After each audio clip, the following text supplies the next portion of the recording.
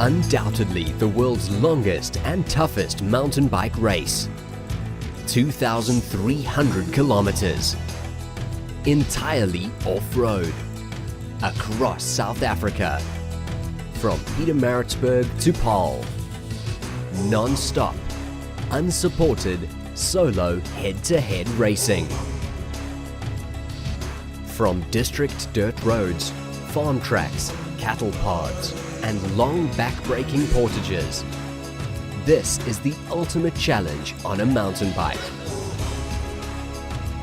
Everyone that enters gets to experience the splendor of this beautiful country like no other, and leaves the race a changed person. This is the Freedom Challenge, race across South Africa.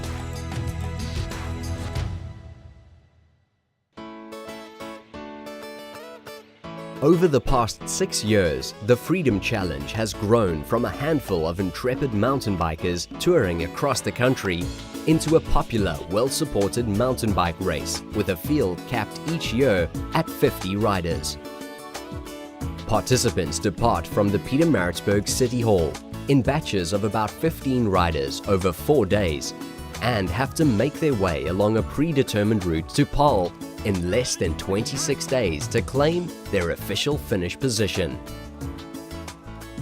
Whilst some of the riders are participating in a 6-day introductory ride called the Ride to Rhodes, the majority of the field will push through roads high in the Drakensberg and continue on to complete the remaining 1,600 kilometers to the Cape. There are 26 support stations along the route where riders must check in and will be guaranteed food and a place to sleep. However, it is entirely up to the riders when they want to stop or when they want to push through to the next support station. Besides this assistance, the race is entirely unsupported and riders must carry their own food, clothing and bicycle equipment. The route is almost entirely natural, unmarked trails and district roads, and riders must find their way by means of detailed route maps and a route narrative.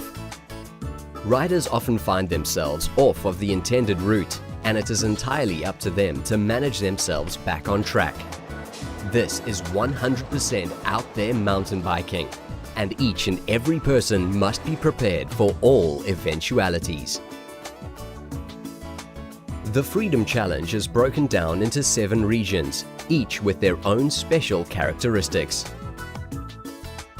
From the KZN Midlands into the high Drakensberg Mountains, through the southern Drakensberg, and into the Karoo. The route detours up and over into the Baviaanskloof before climbing back into the Karoo and finishing in the winelands surrounding Cape Town.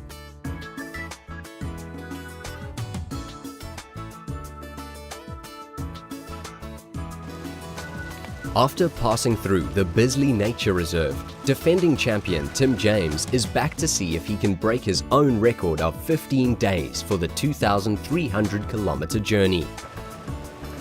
Making his intentions clear from the start, Derek Barked is a novice to the Freedom Challenge, but has his sights set on a competitive race. However, Tim has the clear advantage, having done the technical route twice before and not having to rely on his race maps. The knowledge Tim has gained on pacing himself from his previous 2 rides will make him a hard man to beat. Yeah, the first day so far has been pretty easygoing. Just sort of getting used to finding a way, but luckily we got Tim with us to show us the way. But it's been pretty straightforward, I think, so far. I think the tricky parts will come when the sun goes down, and it's just great to finally be following the route. You know, day one, the hardest thing is not the distance or the climbing, it's the pacing, because your body doesn't yet believe you that it thinks it's a one-day race. So, trying to hold back a little bit. Last year I was too fast on day one and I cramped and that, so it's going fun. After descending down towards Hella Hella to cross over the Umkomaas River, many of the riders learn firsthand how difficult the navigation can be at times. Beside their map and compass, cyclists have to rely on common sense. and at times a bit of luck to ensure they stay on track. Wow! Bit of a wrong path. Thick bush. About probably 100, 200 meters away from the real path, and yeah, I got a bit shredded in what seemed like some rose bushes. My first blood donation to the Umkomaas River. The climb out of the Umkomaas Valley is an early reminder of just how difficult this race really is. With over 40,000 cumulative meters of altitude gain still to come, the riders will soon adapt to the rough terrain and long days in the saddle. This monster climb is a heartbreaker. After the river. Yeah, after the river. But it's nice. Evil Evans can come and have a look here. He can have some tips here. No, it's quite tough. Few weeks to Cape Town. Enjoy.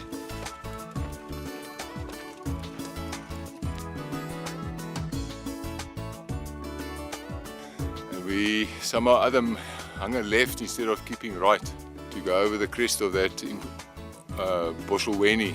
So we had to go all the way around. Met some local pops and they put us on the right track. But certainly put about an hour onto our time.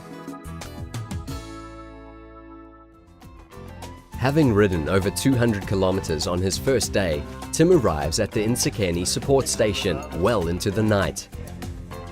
You know, when you first enter this race and you look at the times, it sounds slow to ride 18 hours for 200 k's, but you know, a lot of the tracks are small and not even rideable, so that slows you down. There were probably 2 or 3 small portages yesterday, and you're also carrying about 10 kilograms of gear, your clothes. You've got to have gear for snow, rain, as well as spares and tools. So most guys, I think, are carrying about 10 kilograms. I mean, if you add 10 kilograms to your bike and ride a 22 kilogram bike, then you understand why it's quite slow. Having ridden for 18 hours through 2 support stations and climbed over 5,000 cumulative meters of altitude gain on his first day, Tim is effectively a full day ahead of his competitors. Heading out of Insekeni Reserve, the riders have to negotiate their way in the morning mist along the path of least resistance as they head west up the valley towards the little Umzimvubu River at the foothills of the Drakensberg Mountains. Once over the Umzimvubu River, the Freedom Challenge route heads into the Maluti tribal lands and onto the Masakala support station just outside Matatiele. I just turned off the one guy's farm there on the way from Insekeni, and we hit the tar road then we saw a sign there saying Underberg 50 k's, and for the first time I realised how far away Cape Town is.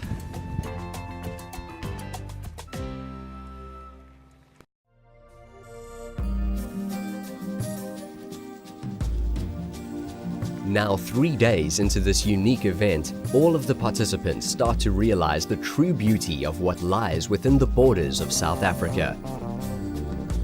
The Freedom Challenge has been labeled as the soul of mountain biking, and with breathtaking landscapes like this, it is easy to see why. Largely staying off of the district roads, the route takes riders through remote and secluded valleys as they head for their overnight stop at the Masakala community-run support station. With some classic mountain biking ahead of them along single tracks, down district roads, and across open floodplains, this group of Freedom Challenge riders enjoy another special afternoon out in the Umzimvubu district.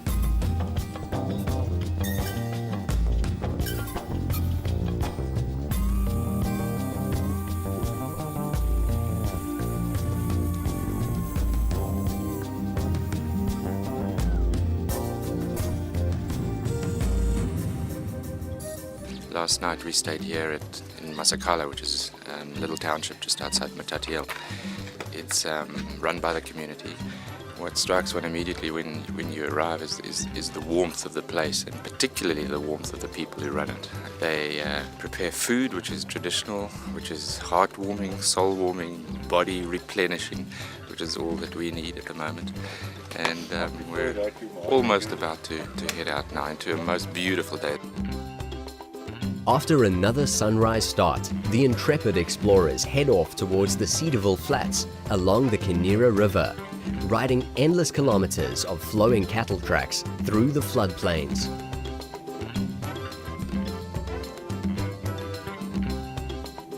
Amazing. I can't believe it can get better. If it gets better, every day we say it can't get better, and it just gets better and better and better. By far the best section. The wetlands were just amazing. We went through water, we got wet, we got muddy. It's just cool, man. It's just really cool. Nothing more I can say. Throughout their journey across South Africa, riders most often speak about the friendly nature of all of the different people and cultures that they meet along the way. A few kilometers before the overnight stop at the Malegalonyane community-run support station, deep in the foothills of the mighty Maluti Mountains, the Freedom Challenge route deviates up onto the Mparane ridgeline for some spectacular free riding, allowing riders to choose the route and speed that they are comfortable with, whilst taking them to places that bicycles have probably never been before.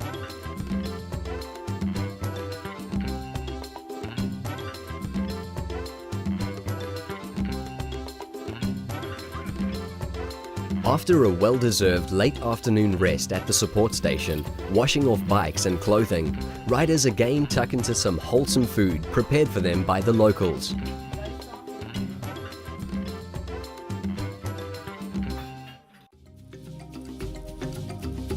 After Malegalonyane, the Freedom Challenge route turns south following the natural shape of the Drakensberg foothills, past the Ongeluksnek Pass and on towards the village of Tabachita. The open road allows for some easy early morning riding before riders will again detour off the obvious route to take in the infamous Black Fountain ridgeline.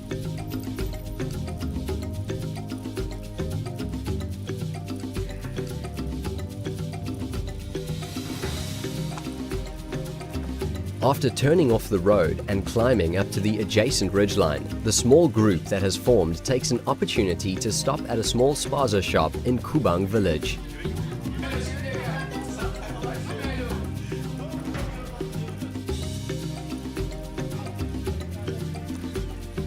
The ridgeline tracks towards the disused Black Fountain trading store have been groomed into a perfect mountain biking trail over the past decades by oxen dragging large bunches of wattle branches for building material and firewood for the locals.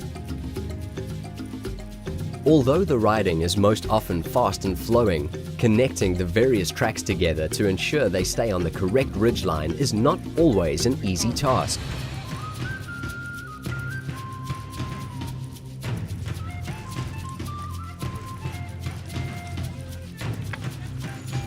After descending off of the Black Fountain ridgeline and crossing the river on the Tanana Mission Station suspension bridge, the riders begin the steady climb upwards on a route that will see them traverse up and over the Drakensberg Mountains, a real test for any mountain biker. After 5 or 6 full days of riding behind them for most of this bunch, everyone is starting to feel strong and comfortable with the long days in the saddle.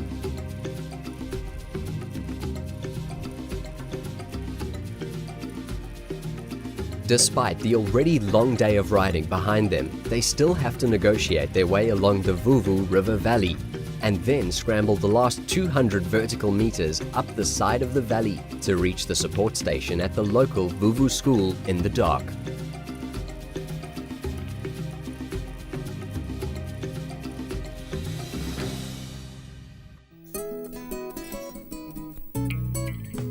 The next morning, the Freedom Challengers rise for another early morning start on a day that will test most of them to their newfound limits. The ride from Vuvu to the little town of Rhodes will take them up and over the Drakensberg Mountains, past the highest point of the race at the top of Nordea's Neck Pass. Riders either have the option of a 30-kilometer cycle up Nordea's Neck mountain pass or an 8-kilometer shortcut portage up a goat track called Lehana's Pass to meet back up with the road.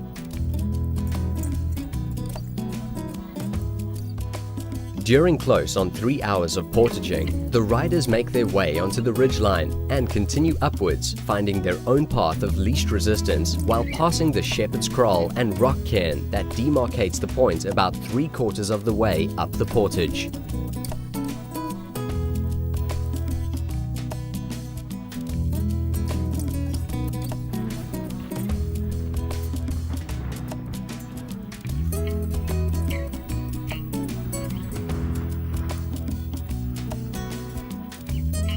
Once at the summit and passing the luxurious Tenor Head Lodge on the road to Tiffindale Ski Resort, riders take a moment to enjoy the achievement of reaching the highest point of the race on their 2,300-kilometer journey to Cape Town, before plummeting down Nordea's Neck towards Rhodes.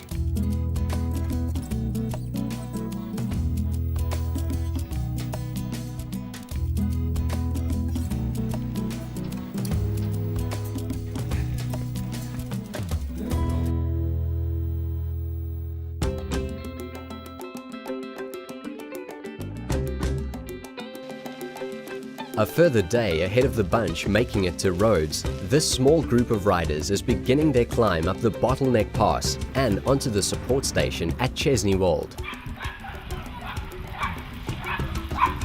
After much needed sustenance and encouragement from Oom Christo and his family, the riders prepare to head out into the cold.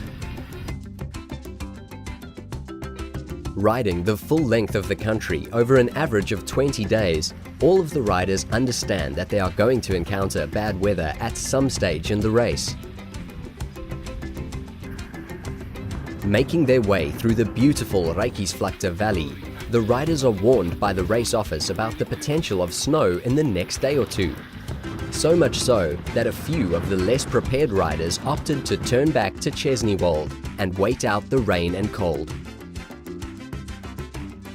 At the end of the farm road of the Drakensberg Valley, the riders have to portage over a rudimentary footpath to the adjacent valley at the Kapokkraal farmhouse.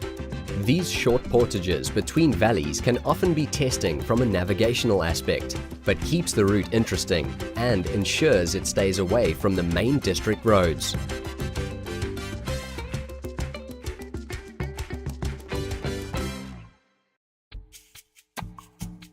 Further up the field, past the Stormberg battle site, Marnit Nienaber has managed to open up a day's gap on his good friend and racing antagonist, Karl Kraus. Despite having ridden in the rain for the past few days, Marnit has managed to avoid the really cold weather. I wanted to push through to Hofmeyer to miss the snow, but it seems I'll end up in the snow tomorrow.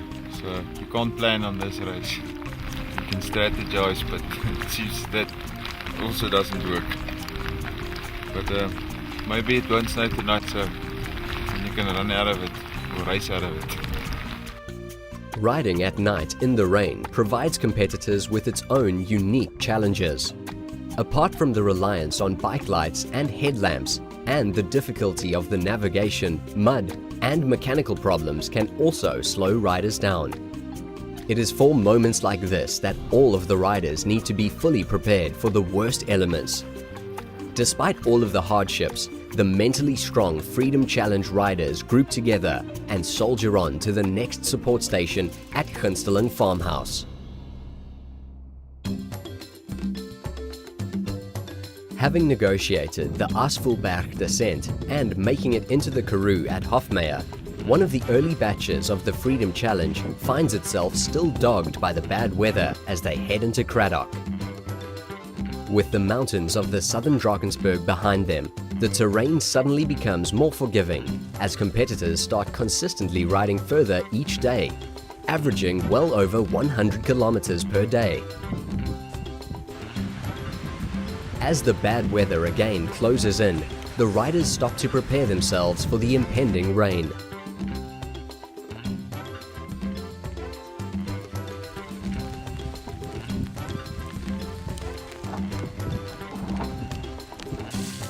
At the Toekomst Farmhouse support station on the edge of the Darlington Dam, the tandem crew of Mike and Glenn and Steve Honey and Francois Ricard have caught up to Cape Townians Trevor Ball and Eugene Null and Australian triathlete Dave Barr.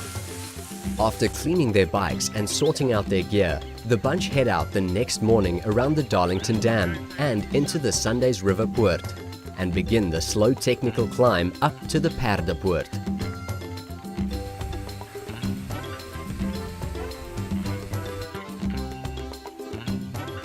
After enjoying a good night's sleep at the Bucklands support station within sight of the Baviaanskloof Mountains, a group of riders make an early start as they prepare to climb up and over the Cape Fold Mountains into the heart of the Baviaanskloof Valley.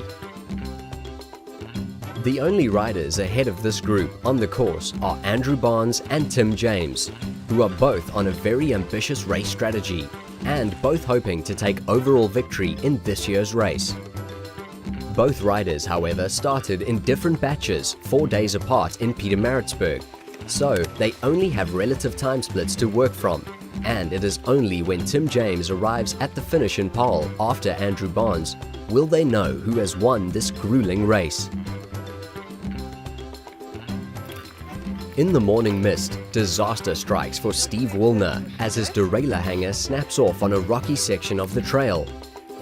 The hanger is a small but critical part of the bicycle, and Sean has no option but to convert his bike to a single speed and continue on in the hope that he can source another hanger from somewhere in the next few days. But being in the middle of the Karoo, this is going to be very difficult indeed.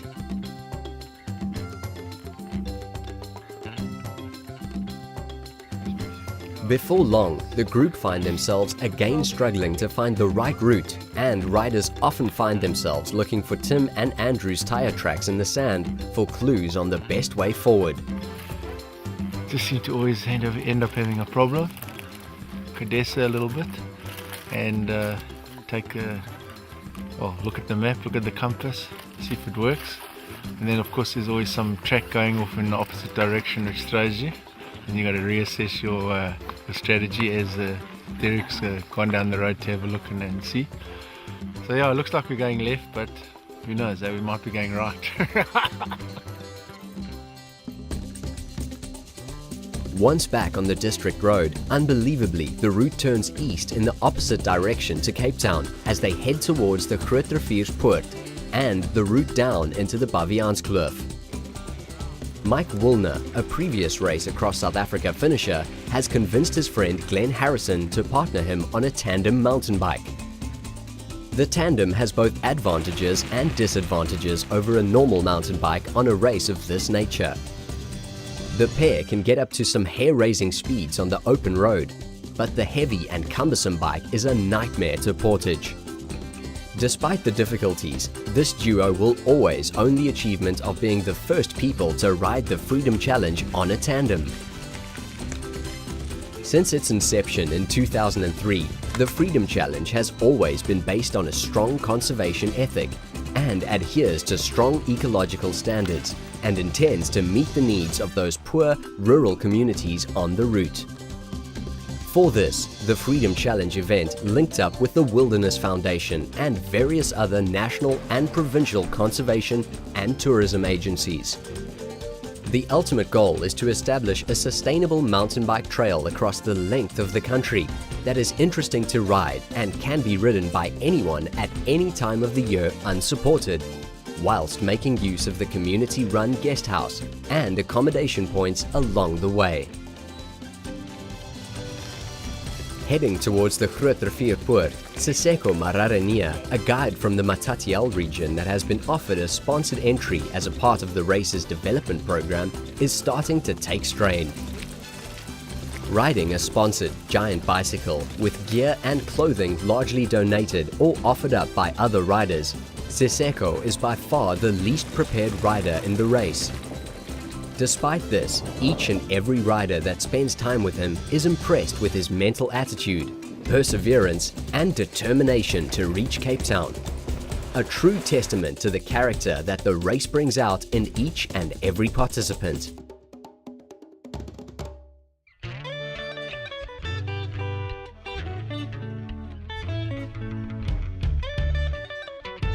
Having descended into the Groot Rivier Valley and across the river, the riders have yet another brutal uphill to tackle. Some do their best to ride as far up as possible, whilst others resign themselves to the long push and simply get on with it. Others have come prepared and swapped their stiff riding shoes for walking shoes in order to ease the pressure on their already sore feet. Once at the summit, riders can see the ocean over Jeffreys Bay for the first time in the race and take an opportunity to stop for some food.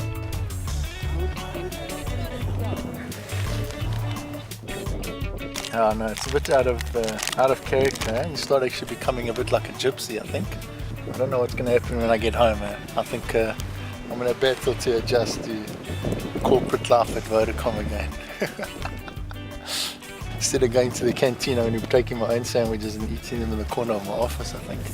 Staring out at the sea, remembering the Bavians. Yeah, I think it's going to take me a while to adjust there. From the top of the ridgeline, riders turn off onto the famous Osseberg 4x4 trail that drops into the valley and crosses the Bavians River more than 10 times. This detour is well off of the obvious direct line between Pietermaritzburg and Paarl, but is well worth the effort for its amazing scenery and great mountain biking.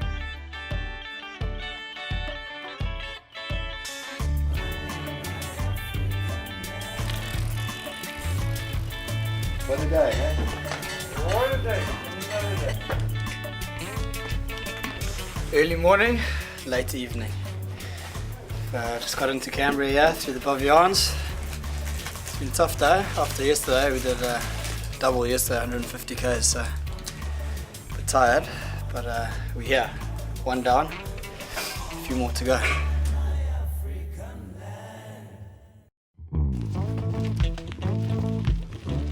From the Kudukaya support station in Cambria, the group of riders prepare themselves for one of their longest days yet, as they prepare to ride generally uphill along the length of the Bavianskloof, out the Nuwekloof Pass, and onto Willowmore, 170 kilometers away. As the morning goes on, the riders begin to ascend the steep mountain passes and have an opportunity to admire the spectacular views over this mega reserve in the Cape Fold Mountains.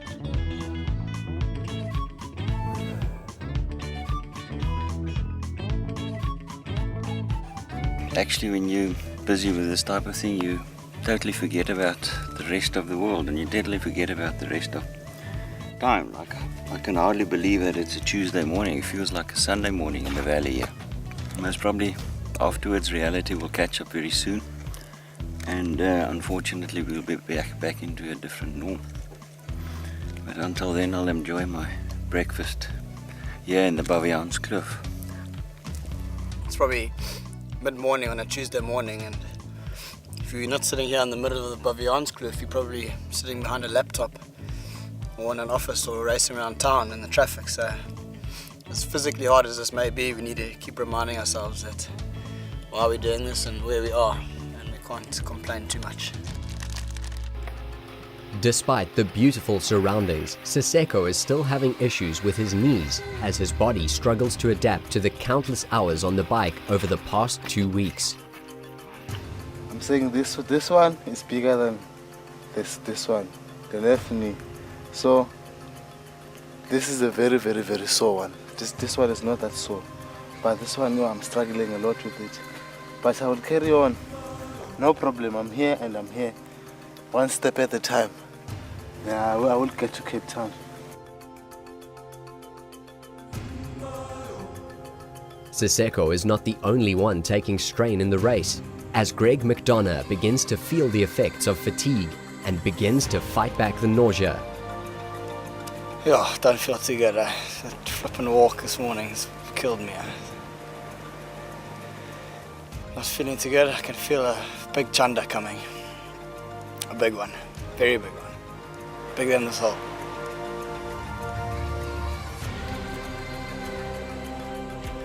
Siseko offers Greg a few words of encouragement and they continue on. but only a few kilometers later and Greg is again brought to a standstill. One thing you've learned about this race is that there are ups and downs. The downs are pretty down, like now. But I suppose you push on and make a bit of progress, and the highs are what keep you going.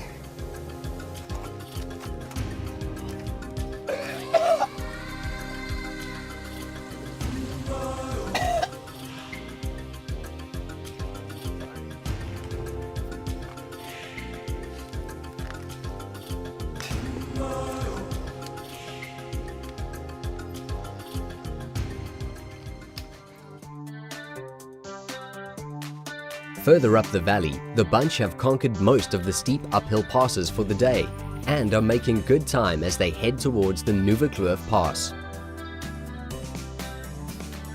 Fiona Coward and riding partner Doug Kenner know that they still have a long ride ahead of them to Willowmore and prepare themselves for yet another late night out.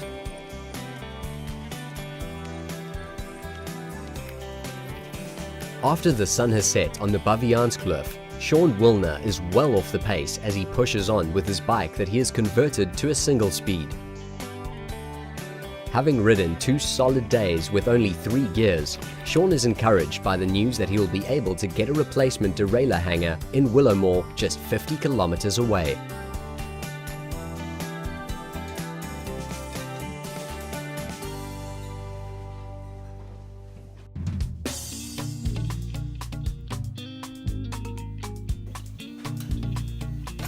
Whilst Sean sets about doing some running repairs on his bike in the comfort of the Willows Hotel, the rest of the group are enjoying the easiest day of mountain biking on the whole journey from Durban to Cape Town as they follow the long straight roads along the edge of the Swartberg mountain range towards Prince Albert in the heart of the Klein Karoo.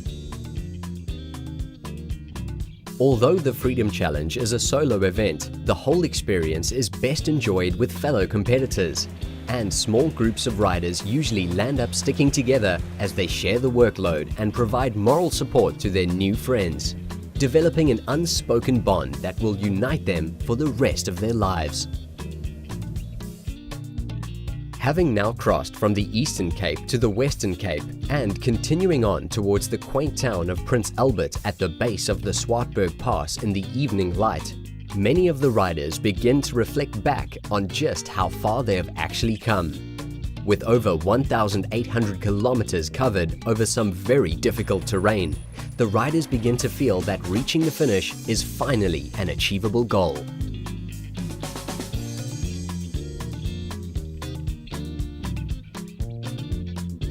After Prince Albert, the route again turns up into the mountains as riders have to negotiate the many switchbacks of Swartberg Pass. Mark Mitchell makes the climb by himself, and after 2 weeks of solid riding, his body and mind are stronger than they have ever been.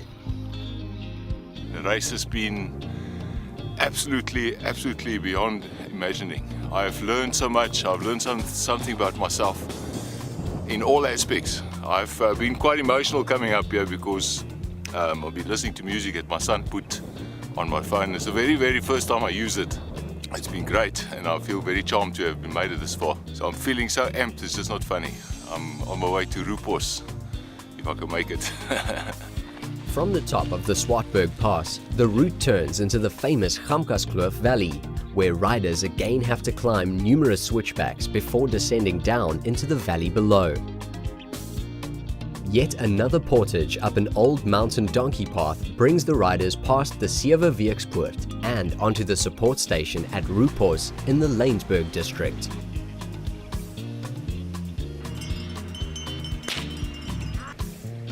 From Rupos, it is a comfortable ride via some of the back reserve service roads into the Naceberg Nature Reserve.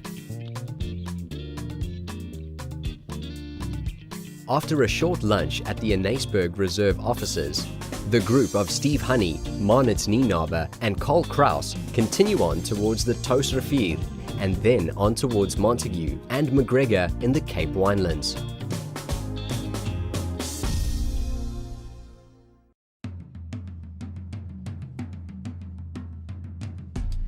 Having passed through the Drakensberg Nature Reserve a few days previously, defending race champion Tim James has been slowed by the bad weather that has continuously dogged him for much of his race. Coming out of the Baviaanskloof, Tim was at a physical and mental low point, and reaching Paarl within his 14-day target seemed very unlikely. However, Tim managed to revive his spirits and pull off a big surge up the course that would see him get back on track with his record-breaking time. However, Tim is not having everything his own way at the front of the field, as up ahead of him, Andrew Barnes is having a well-calculated and executed race. Despite being 3 days ahead of Tim on the course, the pair are on relative equal terms as Andrew started the race in Pietermaritzburg in a batch 3 days before Tim. Whilst Tim is leaving the Drakensberg Nature Reserve, Andrew is preparing for his last day into the finish at Paarl. What is amazing is that despite being so competitive in the race and being in line to take overall victory, Andrew Barnes has already completed a 90-kilometer trail run from Durban to Pietermaritzburg the day before his batch departed as part of the Freedom Challenge Extreme Triathlon. The Extreme Triathlon allows participants the opportunity to really test themselves and complete a coast-to-coast run-ride-paddle triathlon, culminating in a non-stop paddle on the Berg River, 220 kilometers from Paarl to Veldrift on the west coast. A monumental achievement for any athlete. The last day of the Freedom Challenge provides competitors with a unique challenge. The route into Paarl becomes more contrived the closer it gets to the city, and participants have to tackle a brutal 8-kilometer portage up the Drakensberg Valley in order to bypass the N1 highway, and allows them to navigate their way all the way to the bottom of the Kloof Pass without going on any tar roads. Once in the valley, the athletes have about 8 hours of rough portaging to contend with before emerging at the top of the valley and connecting onto the Elandspad Road, which leads from the mountain club's hiking hut to the entrance of the Huguenots Tunnel at the bottom of the Kloof Pass. Exhausted but elated at the prospect of reaching the finish line and seeing his family for the first time in 2 weeks, Andrew Barnes powers through the last few climbs and farm roads to finally begin the last stretch up the Kloof Pass. After negotiating the last of the forestry road descents to the Diemersfontein Wine and Country Estate, Andrew Barnes crosses the line in a time of 14 days and 12 hours, with the non-stop Berg paddle still to come. This is a monumental achievement in human endurance. After reuniting with the family, Andrew enjoys a much-needed wholesome meal and is presented with his finisher's blanket as he is left to reflect on his journey.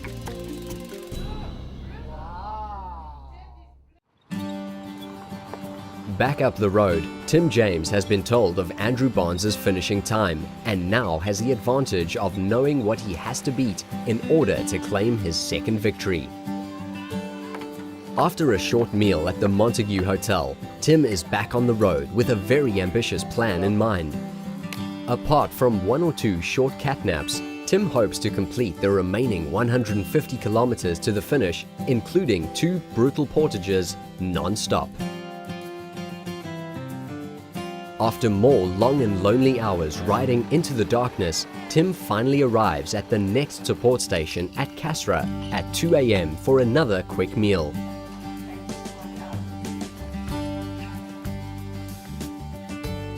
By daybreak, Tim continues his relentless drive through Hammanshof and around the Brandvlei Dam next to Worcester, determined to make it through to the Drakensberg portage before nightfall.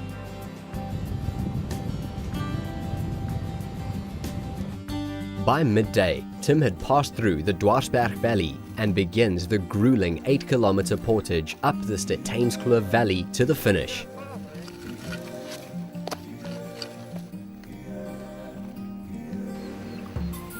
After soldiering on into the night, Tim James finally makes his way into Paarl and onto the finish at Diemersfontein to the applause from family and friends. With a race time of 13 days and 20 hours, he has beaten the time set by Andrew Barnes by 20 hours and claims his second straight win in the Freedom Challenge race across South Africa.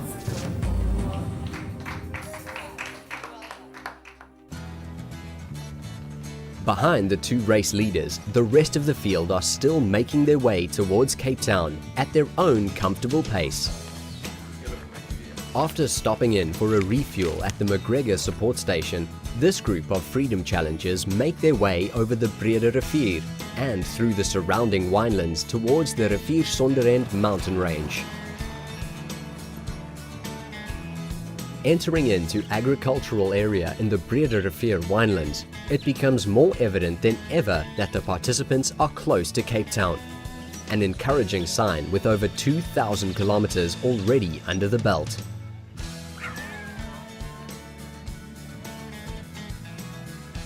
Again, riders find themselves tackling short, steep portages in order to cross from one valley to another. Mike and Glenn are still going strong on the tandem as they stop to check out an old rusted harvester on their way to the Casra support station.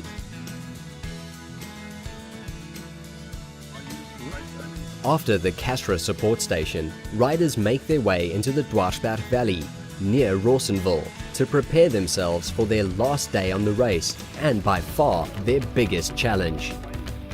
The portage up Steynskloof is notorious and competitors have been slowly building up to this challenge on their entire journey from Pietermaritzburg.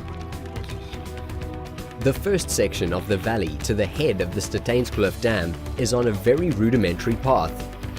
However, from about 3 kilometers in, the path becomes difficult to follow and most competitors choose to find their own way through the Proteas and Fynbos. Along with the vegetation, they also have to negotiate rocky scree sections and some tricky river crossings. Race organizer Dave Wadilove's words ring true when he says that the halfway point of the race, distance-wise, is Craddock, effort-wise, is at the bottom of the Steynskloof Valley.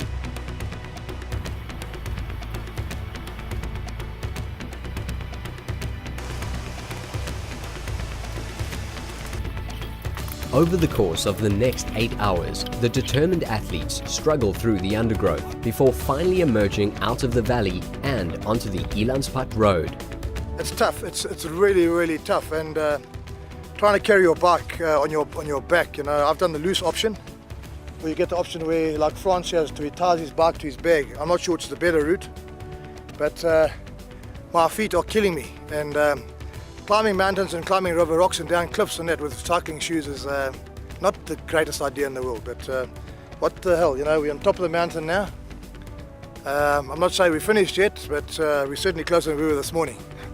You know, it's two worlds apart. On the one side, it's so unbelievable beautiful. Look at this nature. And then on the other side, it's incomprehensible hard. You can't explain to someone what you're going through. But we had so much fun on the one side, you know, falling down in ravines, in river crossings and fighting your way out.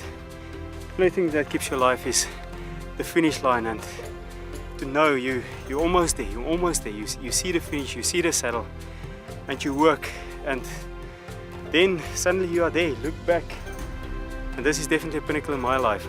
It's something worth doing, but you have to have balls to do this. This is something. Once out of the Steynskloof Valley, it is the last few testing kilometers to the De Toyskloof Pass, and then onto the summit where the finish at Diemersfontein Wine Estate is finally in sight. After the descent into the valley below, riders begin to emerge at Diemersfontein to be greeted by friends and family. Over the next few nights, Diemersfontein sees many weary but elated Freedom Challenge athletes reach their ultimate goal. It's nice to be finished. I don't know what I'm going to do tomorrow. Probably wake up at 5, get the bicycle, pack the bag, and go for a 300 kilo ride in the tar. But it was nice. The finish line is an intimate affair with only close family and friends, and riders often do not have much to say as there is no way they can easily express what they have experienced and the challenges they have overcome on their journey from Pietermaritzburg to Paarl.